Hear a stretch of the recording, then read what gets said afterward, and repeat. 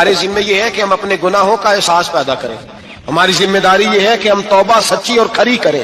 ہماری ڈیوٹی یہ ہے کہ ہم اللہ کی بارگاہ میں صحیح معنوں میں حاضری دیں. ہم توبہ بھی جھوٹی کرتے ہیں، بلکہ اگر میں کہوں کہ مذاق کرتے ہیں. شب برات آنے والی ہے نا، کس دن ہے؟ جمعرات کو شب برات آئے گی. کچھ لوگ تو خیر ویسے ڈٹ جاتے ہیں، کہتے ہیں ہم نہیں مانتے.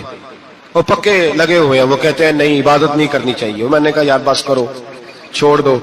اب اللہ کی عبادت کرنے کے لیے بھی تم سے سند لینی پڑے گی کہ مولوی صاحب اجازت دیں، نفل پڑھ لیں. اجازت لینی پڑے گی. اور بندے بڑے سمجھدار ہیں، وہ کوئی سیاسی بندہ دوسری پارٹی کا آ جائے تو اسے مطمئن کر لیتے ہیں. کچھ مسئلہ دوسری جماعت کا مسئلہ پوچھ لے، کہتے ہیں مولوی صاحب پوچھ کے دساں گا. یہ موٹی سی بات ہے. شبرات کو کیا ہوتا ہے؟ عبادت. کیا ہوتا ہے؟ بول کے بتائیں. یہی ہوتا ہے نا. تو اس کے لیے سرٹیفکیٹ کی ضرورت ہے جی. والذین یبیتون لربہم سجدا وقیاما. اللہ فرماتے ہیں میرے بندے ساری رات گزار دیتے ہیں یا قیام کرتے ہوئے یا سجدہ کرتے ہوئے. اس کے لیے سرٹیفکیٹ کی ضرورت ہے. بڑی جلدی مسئلہ پوچھنے آ جاتے ہیں لوگ. ہاں، ایک وہ ہے جو مانتے ہی نہیں سرے سے، ایک وہ ہے جو بڑا عجیب مانتے ہیں. وہ کہتے ہیں شب رات ہے، چھوٹا گوشت ہی نہیں مل رہا دکان سے.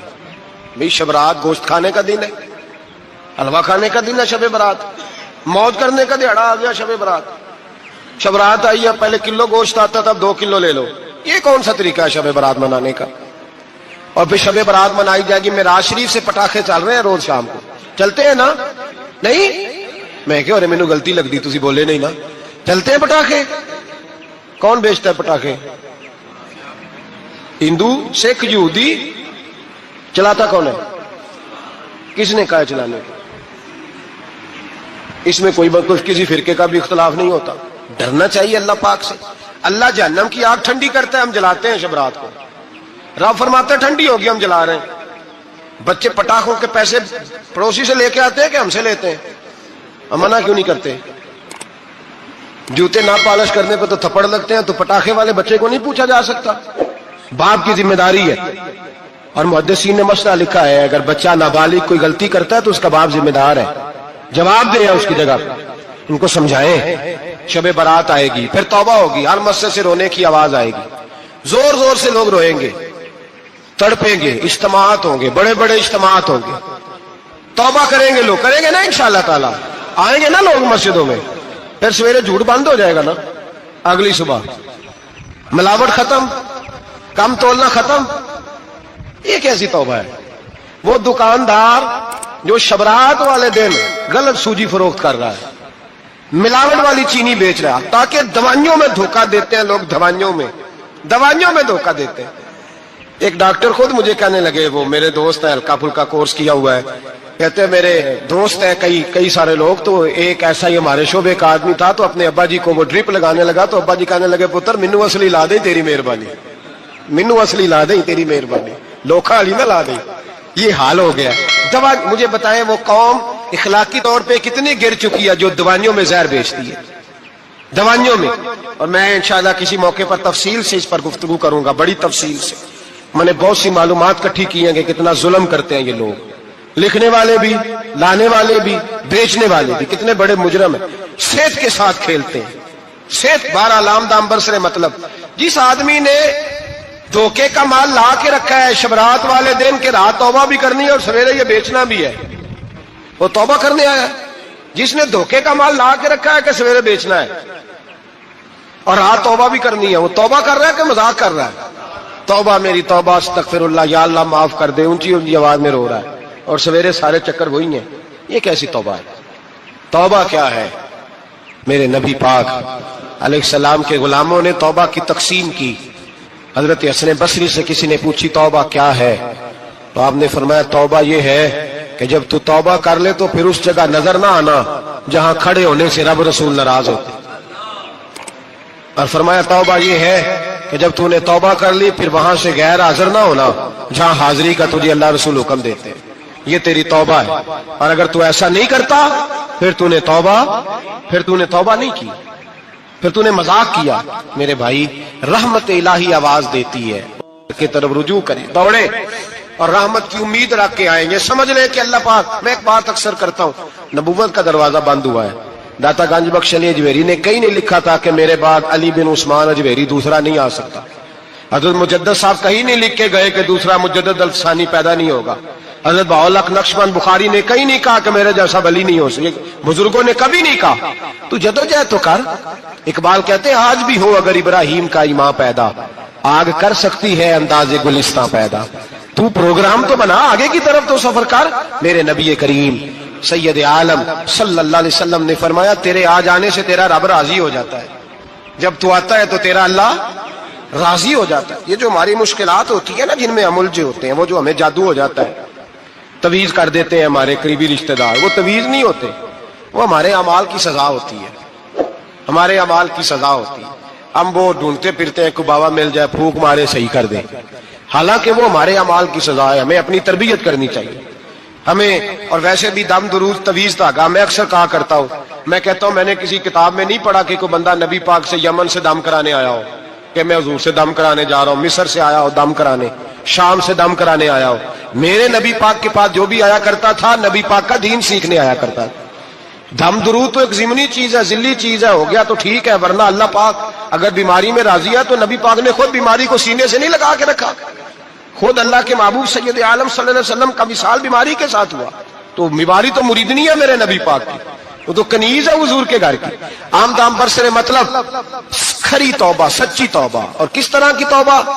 मेरे नबी करीम अलैहिस्सलातु सलाम ने एक दिन सहाबा से पूछा एक बात तो बताओ, बुखारी मुस्लिम की हदीस है, या रसूल अल्लाह पूछिए। नबी पाक सल्लल्लाहु अलैहि वसल्लम ने फरमाया अगर कोई आदमी सहरा में सफर कर रहा हो, बहुत बड़ा सहरा हो, ऊंट पर उसका सफर हो और उसने ऊंट पर खाने पीने का सामान बांधा हो, पैसे भी रखे हो, पानी भी रखा हो, थक गया सफर करता करता, दरख्त की एक टहनी के साथ ऊंट की नकेल बांधी और दरख्त के नीचे लेट गया आराम करने के लिए। अल्लाह के हबीब फरमाते अचानक उसकी आंख लग गई। जब जागा तो उसने देखा कि ऊंट तो गायब हो गया है। अब ना खाना है, ना पानी है, ना पैसे हैं, और सहरा बड़ा लंबा है, पैदल सफर भी नहीं कर सकता। थोड़ा सा ढूंढा, फिर मौत का इंतजार करने लगा। सोचने लगा मौत आएगी, अब मर जाऊंगा। अल्लाह के महबूब फरमाते हैं थोड़ी देर गुजरी, जब बिल्कुल मायूस हो गया था तो अचानक नजर पड़ी तो ऊंट उसका सामने खड़ा था। पे नबी पाक से अब्बा से पूछते हैं बताओ, उसकी कुल कायनात उजड़ गई थी, रात जाया हो गई थी, हर शय लुट गई थी, दोबारा उसे मिल गई है, बताओ उसे कितनी खुशी होगी। सहाबा कहने लगे या रसूल अल्लाह नई जिंदगी मिल गई उस बंदे को, वो सारी दुनिया से ज्यादा राजी है। तो मेरे करीम रसूल सल्लल्लाहु अलैहि वसल्लम ने फरमाया रब करीम का नाफरमान बंदा जब उसकी बारगाह में आके तौबा करता है तो अल्लाह इससे भी ज्यादा राजी हो जाता है। नाफरमान जब आके कहता है या अल्लाह माफ कर दे, आइंदा नहीं करता, मैं अल्लाह तो राजी हो जाता है। और हबीब पाक अलैहिस्सलाम फरमाते हैं वो इतना करीम है, जब बंदा अपने रब से सुलह कर लेता है, तौबा कर लेता है, तो अल्लाह जमीन को कहता है तू भूल जा मेरे बंदे ने गुनाह किया ही नहीं। आसमान से कहता है तू भूल जा मेरे बंदे ने गुनाह किया ही नहीं। फिर रब करीम फरिश्तों से फरमाता है कि मिटा दो जो तुमने लिखा था, मैंने अपने बंदे के साथ सुलह कर लिया। शबे बारात को आएंगे मस्जिद में इंशाअल्लाह, कितने बजे? हाँ नहीं जो सोचिए ही नहीं इस पासे थे, असर के वक्त मस्जिद आए शबरात। कितने बजे जी? असर के वक्त आए, गुस्ल करें, मस्जिद आए, असर के बाद दुरूद शरीफ पढ़े और मगरब से लेकर फजर तक इबादत करें। मगरब में शाम शुरू हो जाती है, एक रात जाग के देखें, जागना पड़ता है, मरीज हो जाए तब भी जागना पड़ता है, दुख लग जाए तब भी वो जगा लेता है। बड़े बड़े जागते हैं, बड़े बड़े जाग लेते हैं, वो जगा लेता है। तंदुरुस्ती भी, सेहत भी, दौलत भी, एसी भी, पलंग भी बड़ा अच्छा, लेकिन अगर वो नींद ना देना चाहे तो बंदा सारी रात ही तड़प के जागता है, तड़प के। और भूखा इतना, रोटी का भूखा इतना परेशान नहीं होता जितना नींद का भूखा परेशान होता है। उलझ जाता है इंसान, वो जगा लेता है, कबल इसके कि वो खुद जगाए, खुद ब खुद जाग जाए। मगरिब से लेकर फजर तक नमाज पढ़ें, जिक्र करें, दुरूद पाक पढ़ें, महफिल में शिरकत करें। मेरे रसूल करीम अलैहिस्सलातु सलाम की प्यारी ज़ौजा उम्मुल मोमिनीन सैयदना आयशा सिद्दीका रदी अल्लाह ताला अन्हा कहती हैं हुजूर रमजान के अलावा सबसे ज्यादा रोजे शाबान में रखते थे, गोया प्रैक्टिस होती थी रमजान की। میں نے عرض کیا یا رسول اللہ صلی اللہ علیہ وسلم اتنے روزے کیوں رکھتے ہیں؟ ابھی رمضان تو آگے ہے۔ تو نبی پاک نے فرمایا عائشہ اس مہینے میں بندے کا عمل اللہ کی بارگاہ میں جاتا ہے، میں چاہتا ہوں جب میرا عمل جائے تو میں نے روزہ رکھا ہوا ہو، کثرت سے روزہ رکھیں اور میرے بھائی بدل جائیں۔ میرے نبی پاک نے فرمایا غنیمت جان اگر صحت ہے تو بیماری آنے سے پہلے غنیمت جان جا، یہ چلی جائے گی۔ بیمار آدمی سے کچھ بھی نہیں ہوتا، غنیمت جان لے لمحوں کو کچھ کر لے، اور اگر تیرے پاس فرصت ہے تو غنیمت جان لے مصروف ہونے سے پہلے۔ میرے حبیب کریم سید عالم علیہ السلام کے غلام فرماتے ہیں کہ نبی پاک صلی اللہ علیہ وسلم نے ہمیں مثال دے کے سمجھایا۔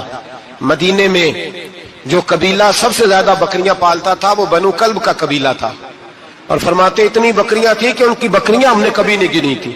نبی پاک علیہ السلام نے فرمایا جب شعبان کی 15ویں رات آتی ہے، یہ ترمذی کا لفظ ہے، فرمایا جب شعبان کی 15ویں رات آتی ہے تو بنو کلب کے قبیلے کی بکریوں کے بالوں کی تعداد کے مطابق اللہ میری امت کے افراد کی بخشش فرما دیتا ہے۔ اور صحابہ کہتے ہیں ہمیں لگتا یوں ہے کہ چونکہ ہم نے جو چیز سب سے زیادہ دیکھی تھی وہ بنو کلب کی بکریاں تھیں، اس لیے نبی پاک نے ہمیں سمجھانے کے لیے ان کی بات کی، ورنہ اگر ہم نے اس سے زیادہ کچھ شے دیکھی ہوتی تو نبی پاک اس کا نام بیان فرماتے۔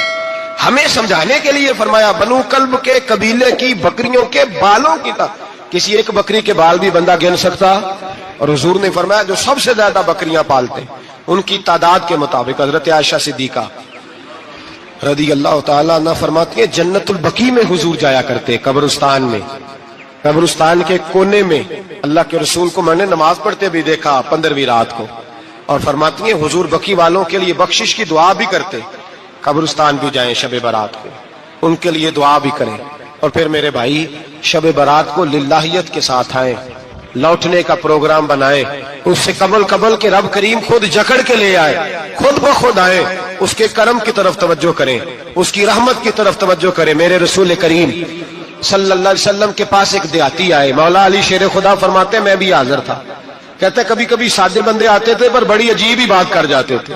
کہتے ایک دیہاتی آئے، تامت باندھی ہوئی اور سادہ رومال کندھے پہ رکھا ہوا ہے، نبی پاک کے پاس آئے اور حضور سے دل لگی کرنے لگے، میٹھی باتیں کہنے لگے یا رسول اللہ ایک مسئلہ پوچھنے آیا ہوں۔ فرمایا پوچھو۔ عرض کرتے ہیں حضور قیامت میں حساب کون لے گا؟ قیامت میں اب کس کو نہیں پتا کون حساب لے گا، دل لگی کی بات ہے نا، کون لے گا؟ نبی پاک نے فرمایا اللہ حساب لے گا۔ تو کہتے ہیں اس نے نا اور جملہ کہا تو ہم اس کی بات پہ حیران ہو گئے، کہنے لگے یا رسول اللہ واقعی اللہ حساب لے گا؟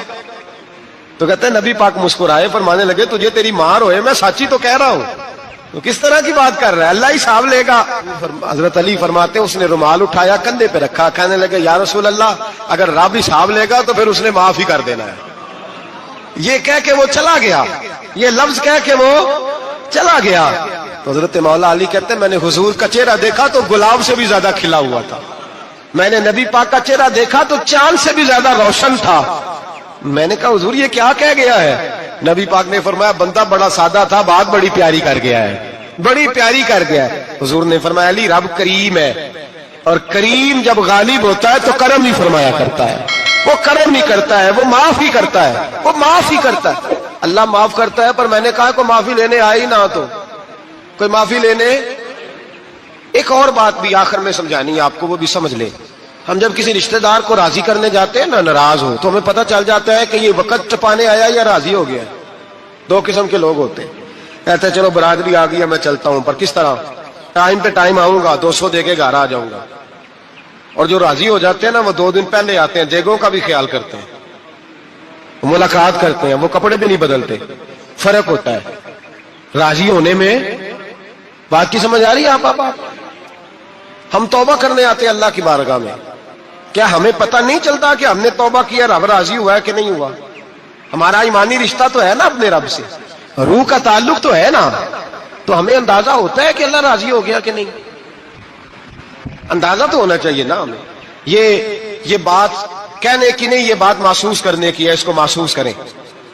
ہم جب اللہ کی بارگاہ میں آئے تو پھر ہمیں اندازہ ہونا چاہیے کہ میں نے منا لیا ہے کہ نہیں منا سکا۔ میں اس کو راضی کر کے اٹھ رہا ہوں کہ نہیں اٹھ رہا؟ اگر بغیر راضی کیے اٹھے ہو تو پھر فارمیلٹی کرنے آئے تھے، پھر راضی کرنے نہیں آئے تھے۔ حضرت فضیل ابن عیاض رحمت اللہ تعالی علیہ فرماتے ایک دن میں نے سر سجدے میں رکھا اور میں نے کہا خدا بندہ آج مجھے پتا چلے گا کہ تو مجھ سے راضی ہے کہ ناراض ہے، تو پھر ہی میں اٹھوں گا۔ آپ فرماتے ہیں مجھے چاروں کونوں سے آواز آنے لگی کہ تیرا رب راضی ہو گیا ہے، اور فرماتے جس جگہ میں سجدہ کر رہا تھا وہ زمین بھی بولنے لگی کہ بس کر دے، عرش کا مالک تجھ سے راضی ہو گیا ہے۔ لیکن شرط یہ ہے، حضرت حبیب اجمی رحمت اللہ علیہ فرماتے ہیں میں سود کا کاروبار کرتا تھا توبہ کرنے سے پہلے، کئی دفعہ میں نے توبہ کی تھی، لیکن میری اس توبہ کے اندر صداقت نہیں ہوتی تھی۔ میرا دل بھی گواہی دیتا تھا کہ یہ نا بہت سارے بندے کہتے ہیں آئندہ نہیں کرتا، وقت ٹپاتے ہیں، جس طرح بندوں کو دھوکہ دیتے ہیں اس طرح معاذ اللہ توبہ بھی اسی طرح کی کرتے ہیں، لیکن بعد میں دوبارہ اسی ڈگر پہ چل نکلتے ہیں جس پہ پہلے ہوتے ہیں۔ آپ فرماتے ہیں میں کئی دفعہ توبہ کرتا تھا تو توڑ دیتا تھا۔ آج میں نے توبہ کی، کس طرح کی؟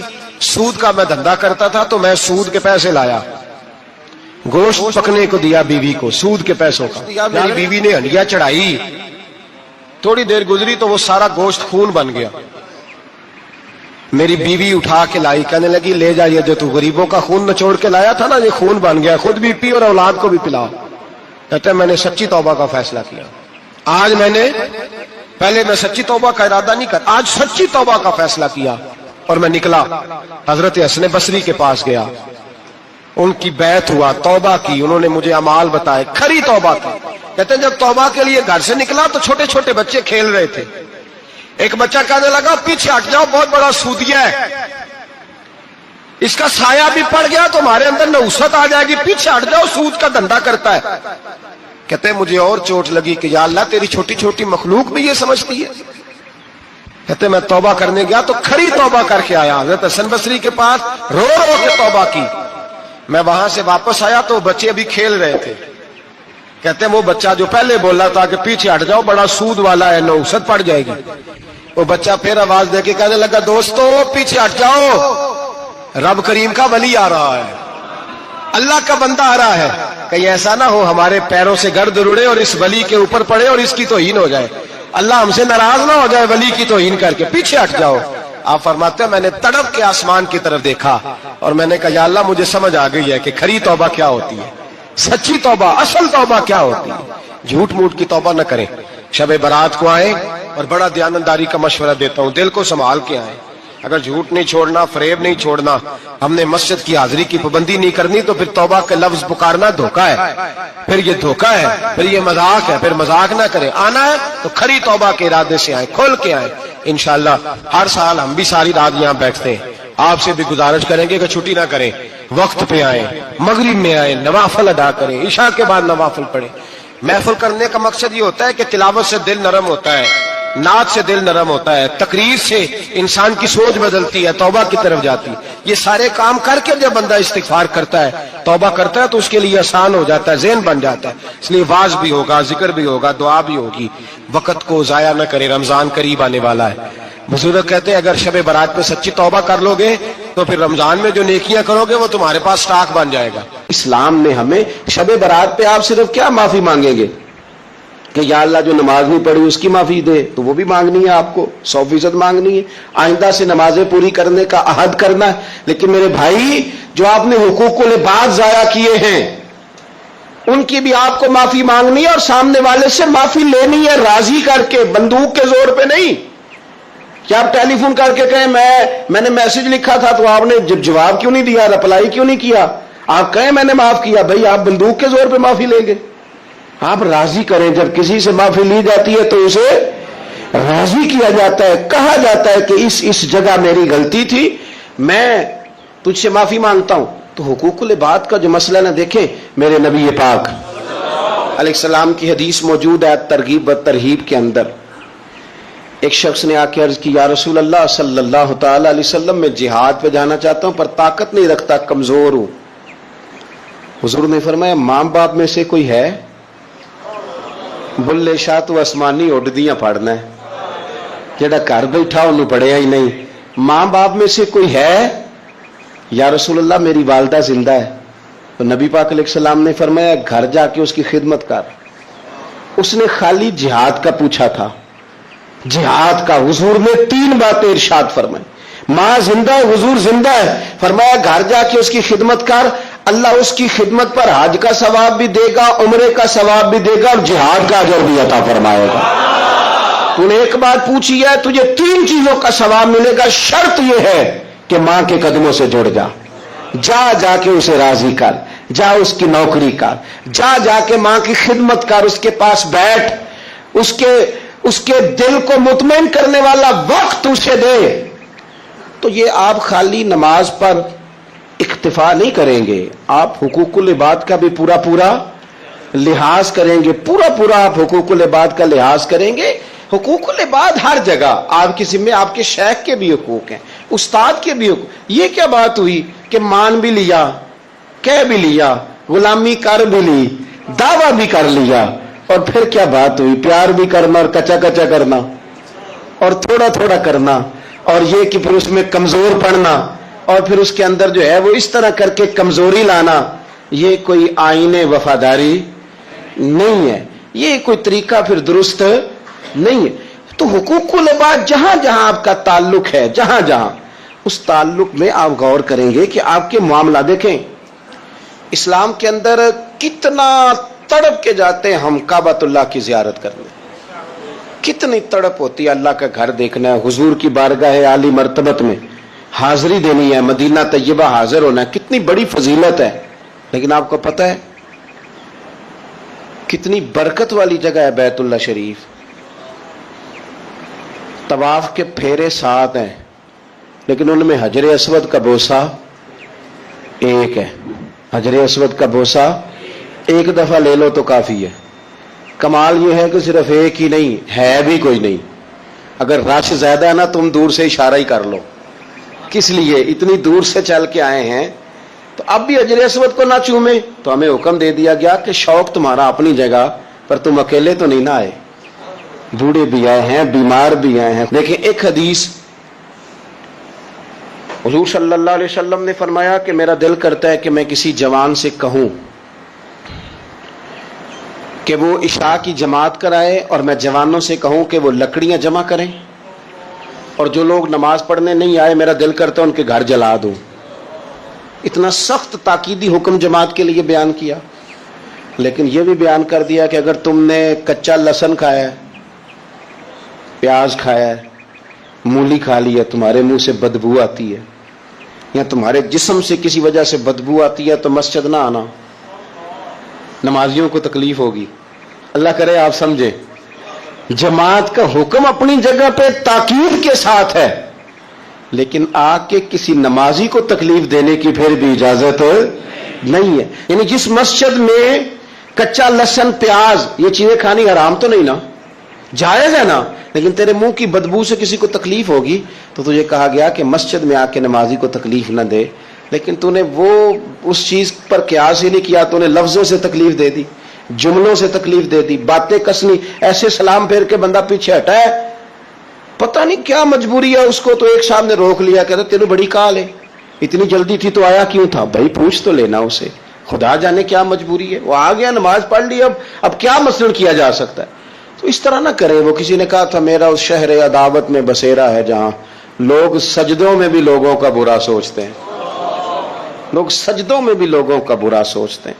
تو آپ کے جو حقوق العباد کے معاملات ہیں اس میں صرف نماز روزے کی گواہی ہی قابل قبول نہیں ہے. حقوق العباد کا مسئلہ بڑا ضروری ہے. آپ کے لین دین کے معاملات کس طرح کے ہیں یہ معاملہ بڑا ضروری ہے. آپ معاملات کے کتنے صاف ہیں یہ مسئلہ بڑا ضروری ہے. آپ اپنے وعدوں کے کتنے پابند ہیں یہ معاملہ بڑا ضروری ہے. آپ قول و قرار پہ کتنی جلدی پہنچتے ہیں یہ معاملہ بڑا ضروری ہے. آپ کا حقوق العباد کے مسئلے میں صاف ہونا, لین دین کے معاملات میں صاف ہونا, رشتہ داروں کے ساتھ آپ کے تعلقات کا کھرا ہونا, پڑوسیوں کے ساتھ معاملہ ٹھیک ہونا, آپ کے دوستوں کے ساتھ جو آپ کے ساتھ رہتے ہیں ان کے ساتھ معاملہ ٹھیک ہونا. ایک بندے نے نا گواہی دینی تھی, حضرت عمر کا زمانہ تھا.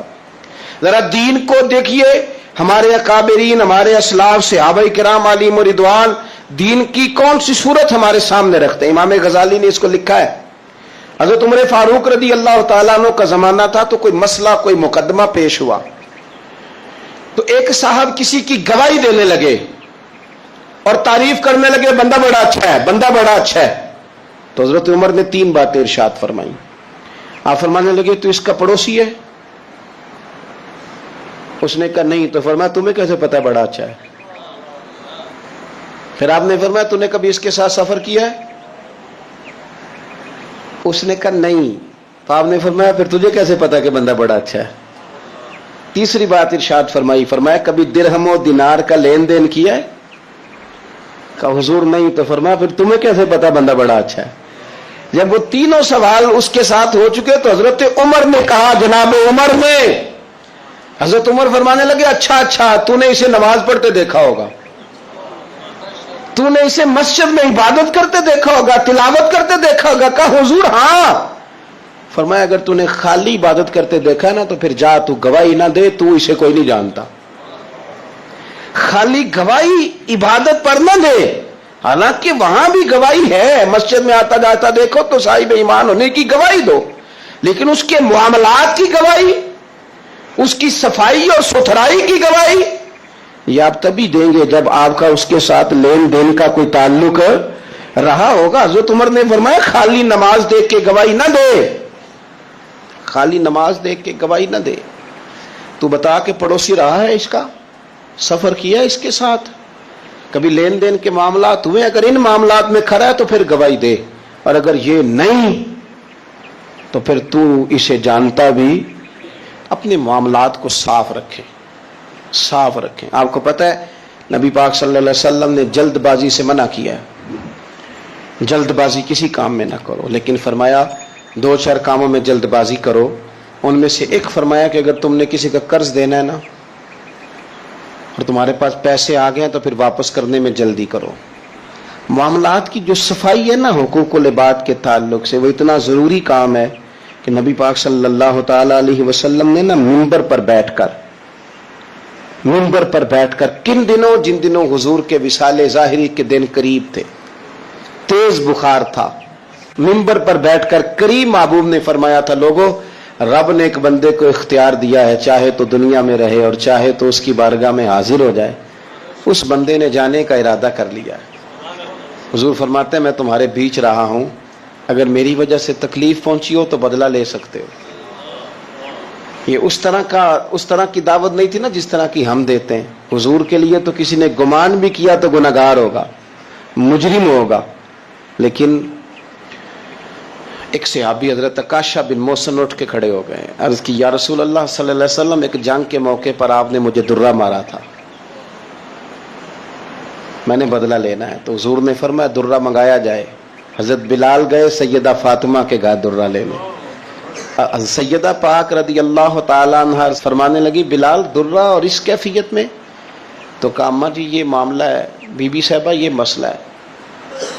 تو حضرت فاطمہ نے دونوں شہزادے ساتھ بھیجے. کہنے لگی عکاشہ سے کہنا میرے پتر دونوں حاضر ہیں، 100 درہ مارے. لیکن حضور کی طبیعت صحیح نہیں ہے، ان کے قریب نہ جائے کوئی. وہ درہ آیا تو حضرت حسنین کریمین بھی ساتھ تھے. حضور نے دیکھا شہزادوں کو تو بات سمجھ گئے فاطمہ نے کیوں بھیجا. تو محبوب کریم نے بٹھا دیا، فرمایا عکاشہ یہ لو نا اور بدلہ لو. جناب عکاشہ درہ لے کے آگے بڑھے تو ہر صحابی کی آنکھوں میں آنسو آئے، ہر صحابی. قریب آ کے کہا حضور کمر سے کپڑا ہٹائیے، میری پشت، اس وقت اس پہ کپڑا نہیں تھا، ننگی تھی جب درہ لگا تھا. حضور نے کپڑا ہٹایا تو جناب عکاشہ نے درہ دور پھینکا اور حضور کی کمر مبارک کو چومنا شروع کر دیا. دیر تک چومتے رہے اور پھر کہنے لگے حضور یہ آج میرا ہی مقدر تھا، اللہ نے مجھے یہ موقع دینا تھا. کس ظالم نے، کس نے آپ سے بدلہ لینا تھا؟ یہ تو ایک موقع بنایا تھا حضور کے قریب جانے کا. تو حضور نے فرمایا جس نے جنتی کی زیارت کرنی ہو میرے عکاشہ کی کر لے.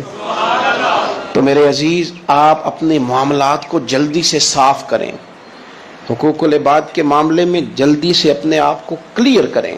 دیکھو یہ معاملہ بڑا سخت ہے، بڑا سخت. ایک درویش فرمایا کرتے تھے میں دوست تعلق تھوڑے بناتا ہوں، جتنے لوگ کم ہوں گے حقوق بھی اتنے کم ہوں گے. ہمیں بڑا شوق ہے تعلقات بنانے کا، لیکن حقوق ادا کرنے کی ہم پوزیشن میں نہیں ہے. اپنے معاملات پہ گہری نظر کریں. لینے دینے کا مسئلہ ہو، اونچا بولنے کا مسئلہ ہو، کسی قسم کی بھی کوئی دشواری ہو تو ان چیزوں کو آپ صاف کریں گے، کلیئر کریں گے. حضور علیہ السلام نے فرمایا ساری دنیا مل کے تیرا کچھ بگاڑنا چاہے بگاڑ نہیں سکتی جب تک رب نہ چاہے. اور میرے کریم فرمانے لگے سارے مل کے بھی تیرا کچھ سنوارنا چاہیں تو سنوار نہیں سکتے جب تک رب کے فضل کا تقاضا نہ ہو. ایمان کی مضبوطی، یقین کامل، اس حسن کو اپنی زندگی میں پیدا کریں. جب مصلی پہ بیٹھیں گے، نماز پڑھیں گے، دعائیں اللہ سے مانگیں گے، اس کے نیک اور پارسا بندوں کا طریقہ یہی ہے. جب حضور سید عالم کا وسیلہ دے کے، اہل اللہ کی صحبت سے فیض پا کے، ہم جب اپنے رب پر بھروسہ کریں گے. دیکھیں نا حضور علیہ الصلوۃ والسلام نے لوگوں کو، ہمارے ہاں نا اب کچا کرنے والے مزاج زیادہ ہو گیا ہے، زیادہ. 4 اینکر ٹی وی پہ بیٹھتے ہیں، وہ صرف ہمیں ڈیوائیڈ کرتے ہیں، تقسیم کرتے ہیں. 4 مختلف رائے چاہے مختلف لوگ دیتے ہیں، سویرے بندہ فیصلہ کرتا ہے کہ پتہ نہیں کون ٹھیک ہے، پتہ نہیں کون صحیح کہہ رہا ہے. ڈیوائیڈ، تقسیم. ہمارے ذہنوں کو بری طرح بانٹ دیا گیا. لوگ جاتے تھے کسی کو اللہ والا سمجھ کے، درویش سمجھ کے کہ چلو یہ رب رب بتائے گا، اور اہل اللہ کی نسبت بڑی چیز ہے، اللہ والوں کی نسبت بڑی چیز ہے، اور خدا دے یہ دولت تو بڑی چیز ہے. اللہ کا بندہ تو بندے کو مضبوط کرتا ہے نا. لیکن آپ چلے گئے بابا جی میرا کام نہیں چلتا، تو بابا کہتا ہے تجھے تو کالا جادو ہو گیا.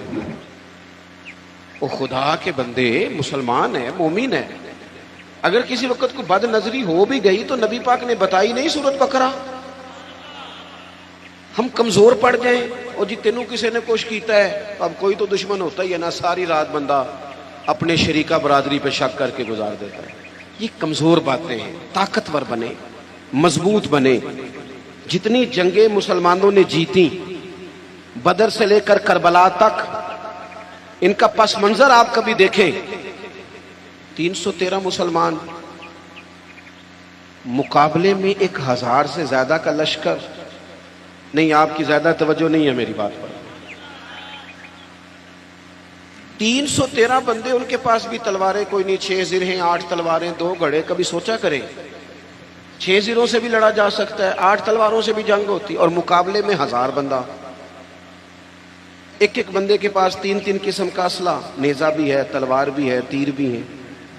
یہاں رات کو روٹی کھائی ہے لوگوں نے تو کسی کو ملی کسی کو نہیں ملی، اور وہاں ابو جہل اونٹ لایا ہے، ذبح کرتے ہیں، بھونتے ہیں، کھاتے ہیں.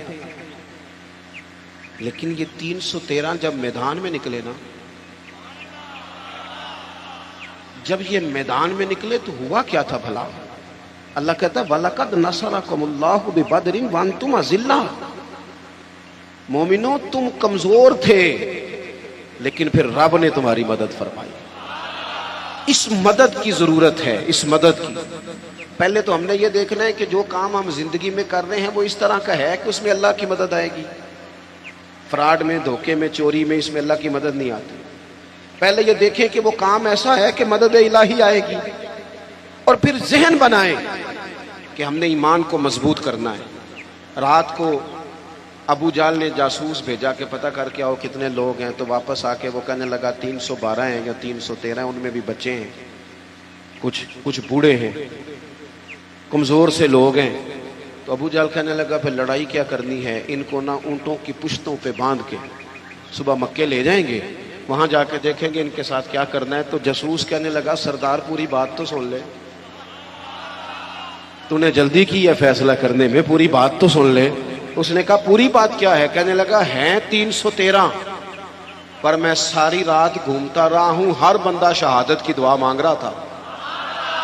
ان کا واپس جانے کا ارادہ کوئی نہیں، وہ تیاری کر کے آئے ہیں، اور ان کا ارادہ ہے کہ مریں گے، ان کا ارادہ ہے جان دیں گے، ان کا ارادہ ہے تلواروں سے ذبح ہو جائیں گے پر لوٹ کے نہیں. جے تو چڑھے آؤتے دار بھی نہیں، تو جے تو وکے عشق بازار بھی نہیں، تے بھائیا ایڈا سستا سودا پیار بھی نہیں، تے ایڈا سوکھا لبدا یار بھی نہیں. کچھ سمجھ نہ آوے لوکاں نوں اوکا دے نال شہید کرے، اساں ڈٹھی یار دے ہاتھ تلوار بھی نہیں، پر او دا خالی جاندا بار بھی نہیں. جب آپ کا یقین مضبوط ہو، کچی پکی باتیں، چھوٹی چھوٹی باتیں، مرید ہو کے بھی مرید نہیں، شاگرد ہو کے بھی شاگرد نہیں، کسی جگہ فقیر ہو کے بھی درویش نہیں، بھائی بیٹے ہو کے بھی فرما بردار نہیں، مسلمان ہو کے بھی۔ یا ایھا الذین آمنوا آمنوا باللہ، اللہ کہتا ہے او ایمان والو ایمان لے آؤ، او ایمان والو ایمان لے آؤ۔ اقبال کہنے لگے خرد نے کہہ بھی دیا لا الہ الا اللہ تو کیا حاصل، دل و نگاہ اگر مسلمان نہیں تو کچھ بھی نہیں، کچھ بھی۔ ہم نہ دیانتدار نہیں بنتے، امانت دار نہیں بنتے، ایمان کے تقاضے نہیں سمجھتے۔ ویسے ہم ایماندار ہیں، لیکن اگر 10 روپے کی بات ہو، اگر 10 کروڑ کی ہو تو پھر نہیں۔ میرے ایک پروفیسر صاحب دوست ہیں، وہ فرمانے لگے کہ ایک مہنگا جوتا نا بڑا مہنگا تھا، تو اس کا ایک پاؤں کہیں گرا ہوا تھا ڈبے سے نکل کے، بالکل شاپر واپر چڑھا ہوا۔ تو بندے نے ڈھونڈنا شروع کر دیا کس کا جوتا ہے، کس کا جوتا ہے، کس کا، پورا ڈھونڈا اس نے۔ تھوڑا سا وہ آگے گیا تو اسے دوسرا پیر بھی مل گیا، پھر اس نے بندہ ڈھونڈنا بند کر دیا۔ یہ دیانتداری ہے۔ یہاں اس طرح کے ہم دیانتدار ہیں، ایسا نہیں ہوتا۔ خدا کے بندو، ایمان کے تقاضے، جو رزق تیرا ہے وہ کہیں اور جا کیسے سکتا ہے؟ جب تقسیم کرنے والی رب کی ذات ہے تو چھین کے کھانا چاہتا ہے۔ ایک بات آپ کو بتاؤں، بددیانتی کر کے کسی کے بچوں کے پیسے گھر لے آؤ گے نا تو گھر میں دولت آئے گی، سکون نہیں آئے گا، قرار نہیں آئے گا، شور نہیں ختم ہوگا، روٹی بھی ملے گی، اے سی والا کمرہ بھی ملے گا، پر نیند جب ہی آتی ہے جب خدا چاہے، آتی نہیں۔ ایک تو ایماندار، پھر وعامل الصالحات، زندگی صالحین والی، نیک لوگوں والی۔ نیکی سے مراد کیا ہے؟ میرا نماز پڑھنا، نماز تو ایک جز ہے نیکی کا۔ وہ ہمارے ہاں کچھ لوگ کہتے ہیں فلانا بندہ بڑا با اخلاق ہے جی، کیا اخلاق ہے؟ تو میٹھا بولتا ہے۔ تو میں نے کہا میٹھا تو لوگ مطلب کے لیے بھی بولتے ہیں، ان کی ٹریننگ ہوتی ہے، کڑوا بولنا ہی نہیں۔ آپ بڑے مہنگے ہوٹل میں چلے جائیں، بڑے مہنگے میں، آپ نے 2000 کی چیز لینی ہے، لیکن سیل مین کی ڈیوٹی ہے کڑوا نہیں بولنا۔